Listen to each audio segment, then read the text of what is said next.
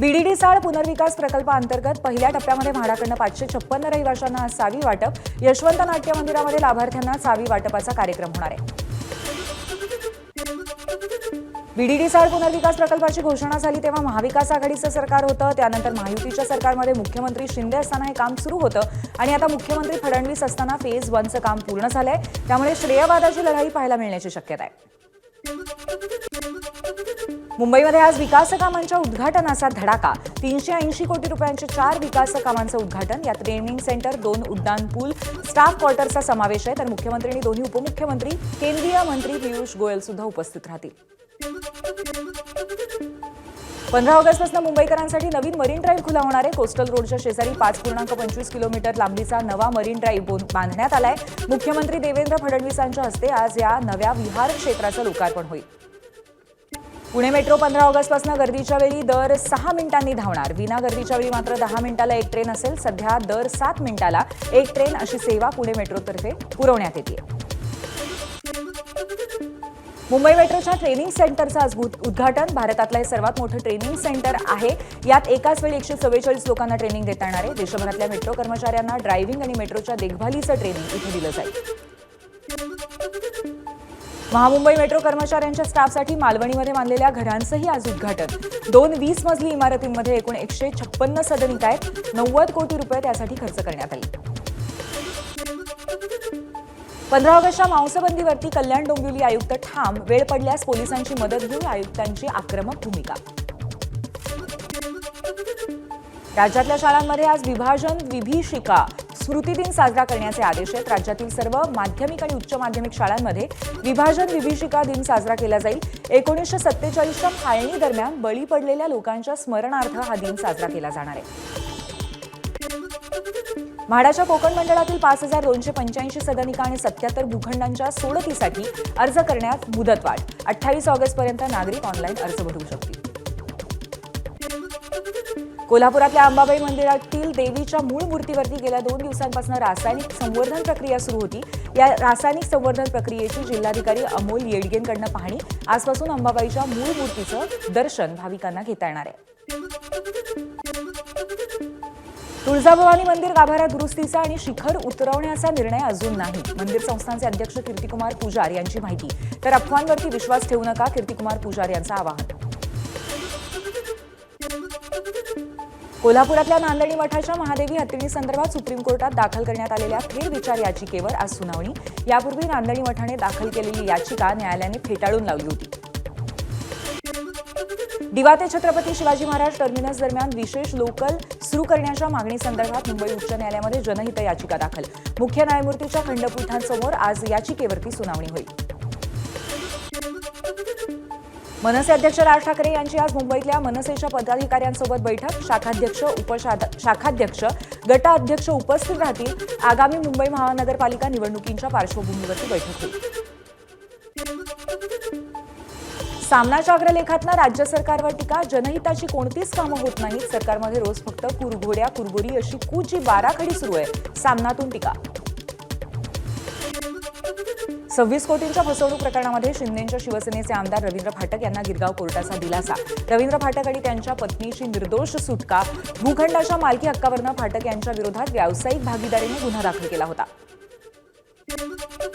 वसई विरार महापालिकेतील आर्थिक गैरव्यवहार प्रकरणामध्ये ईडीची कारवाई. माजी आयुक्त अनिल कुमार पवार यांच्यासह 3 अटक. 4 कोट्यवधी रुपयांच्या व्यवहारामध्ये अनियमितता केल्याचा आणि सरकारी यंत्रणांचा दुरुपयोग करून काळा पैसा पांढरा केल्याचा आरोप आहे.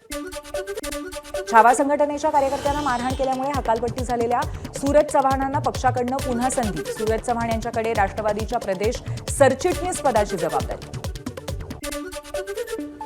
23 दिवसात शब्द बदलणारे महाराष्ट्राचे उपमुख्यमंत्री अजित पवार. अंजली दमानी यांचा अजितदादांवरती निशाणा. युवक प्रदेशाध्यक्ष पदावरून आता थेट पक्षाचे सरचिटणीस पद. हेच का महाराष्ट्राचे गुड गव्हर्नर्स? दमानी यांचा सवाल. राष्ट्रवादी काँग्रेसकडनं पुन्हा नवाब मलिकांचं राजकीय पुनर्वसन. मुंबई निवडणूक व्यवस्थापन समितीच्या अध्यक्षपदाची धुरा नवाब मलिकांकडे. राष्ट्रवादी काँग्रेस नवाब मलिकांच्या अध्यक्षतेखालील समितीच्या नेतृत्वात मुंबई महापालिकेची निवडणूक लढवणार आहे. उपमुख्यमंत्री अजित पवारांचा 16 ऑगस्टला सांगली दौरा. सांगली मिरजेमध्ये अजित पवारांचे जाहीर कार्यक्रम. यावेळी अजित पवार आढावा बैठक घेणार तसंच स्थानिक पदाधिकाऱ्यांची चर्चा करणार. जिल्ह्यातल्या 2 नेत्यांमधील वादामुळे आपल्याला वेदना होत असतील तर आधी शहरातल्या विरोधक आमदाराचा सल्ला घ्यावा. आमदार चंद्रकांत पाटील यांचं वक्तव्य. गिरीश महाजन आणि एकनाथ खडसेंमधील वादामुळे आपल्याला त्रास होत असल्याचं रक्षा खडसेंचं वक्तव्य होतं. छत्रपती संभाजीनगरामध्ये 6,591 भोंगे हटवल्याचा पोलिसांचा दावा. धर्मगुरूंच्या बैठका घेऊनच धार्मिक स्थळांवरचे भोंगे हटवल्याचा दावा. 6,591 शहरातील विनापरवाना भोंगे हटवले. मोकाट कुत्र्यांच्या नियंत्रणासाठी विविध कायदेशीर मार्ग असताना परिस्थिती जैसे थेच का? नागपूर खंडपीठाने पालिकेच्या जबाबदार अधिकाऱ्यांची नावं मागवली. जबाबदारी पार न पाडल्यास कारवाई करण्याचाही इशारा. कबुतरांना खाद्य दिल्याप्रकरणी गुन्हे दाखल होण्याचं सत्र सुरूच. चेतन ठक्कर नावाच्या व्यावसायिकाच्या विरोधामध्ये कलम 223 आणि 271 अंतर्गत गुन्हा दाखल. मुंबईसह उपनगरामध्ये पहाटेपासून पावसाची हजेरी. पश्चिम उपनगर, पूर्व उपनगर, मध्य मुंबईसह दक्षिण मुंबईच्या काही भागामध्ये जोरदार पाऊस. ठाण्यातही रात्रीपासून मुसळधार तर सकाळपासून पावसाची रिपरिप सुरू.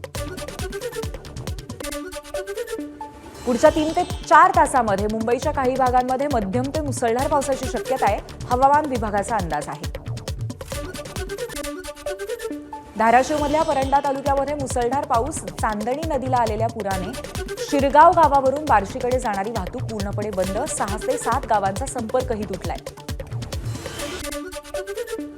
कालपासून सुरू असलेल्या रिमझिम पावसाने बुलढाणा शहरावर दाट धुक्याची चादर. ग्रामीण परिसरातही दाट धुक्यामुळे खरीप पिकांवरती रोगराईची शक्यता बळावली. सलग सुरू असलेल्या पावसाने उत्तर सोलापुरातील हिप्परगा तलाव पूर्ण क्षमतेने भरला. सांडव्यातून वाहणाऱ्या पाण्यामुळे सोलापूर शहरातील जुना पुणे नाका परिसरामध्ये पुलावरती पाणी. हायकोर्टाच्या कोल्हापूर खंडपीठाचं रविवारी उद्घाटन. सोमवारपासून लगेचच खटल्यांच्या सुनावणीलाही सुरुवात होणार.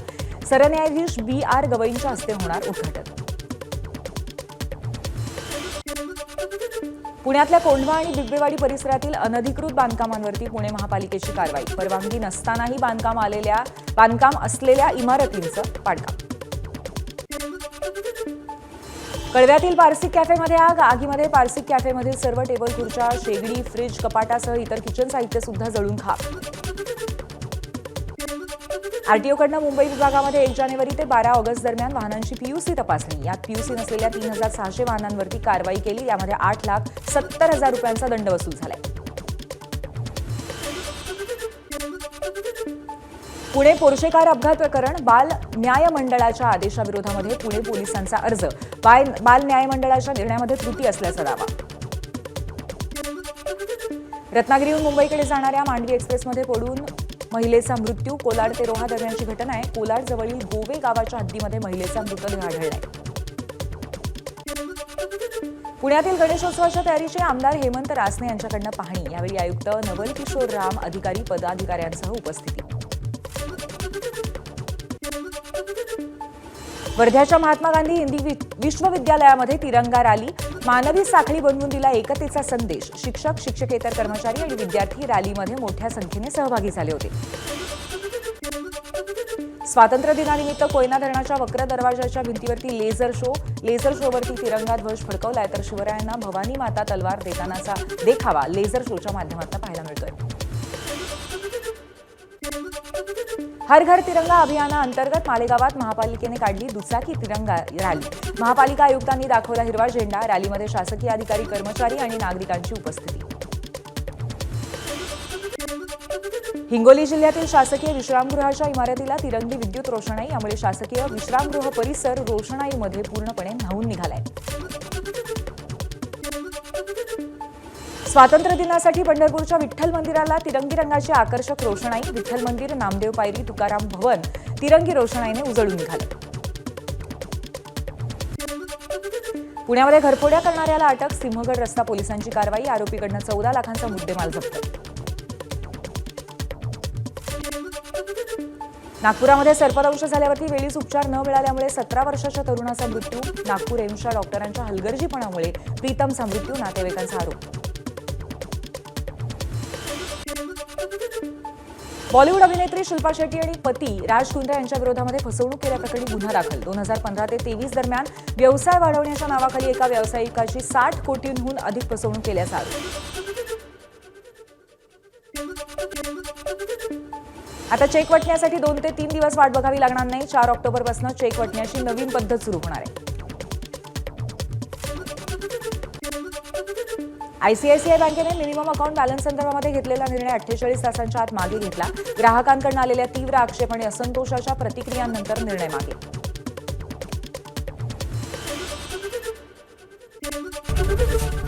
एबीपी माझा, उघडा डोळे बघा नीट.